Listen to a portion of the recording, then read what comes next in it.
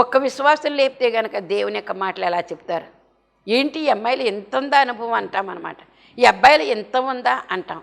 వాళ్ళు గుడికొస్తారో వచ్చేసి ఆరాధన అయిన తర్వాత వెళ్ళిపోతారు.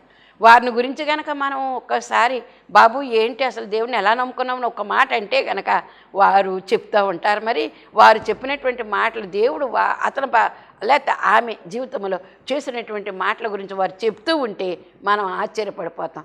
నోరు వెళ్ళవేసి చూస్తాం. మన భక్తి ఎంత, వాళ్ళ భక్తి ఎంత, అమ్మ బాబు ఎంత భక్తి ఉంది పిల్లల్లోనని చెప్పి మనకే ఆశ్చర్యమవుతూ ఉంటుంది. అందుకే నానావిధ శ్రేష్ఠ పరిమళ ద్రవ్యములు విశ్వాసులందరూ కూడా పరిశుద్ధాత్మ వలన కలిగినటువంటి వరములు ఫలములతో ఉంటే,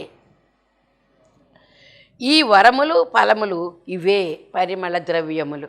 ఒక్కొక్కరి నోట్లోంచి దేవుని యొక్క ఆ మేలైన కార్యాలు చూస్తూ ఉంటే కనుక అదే ఎంత గొప్ప విశ్వాసము, ఎంత గొప్ప పరిమళ సువాసన.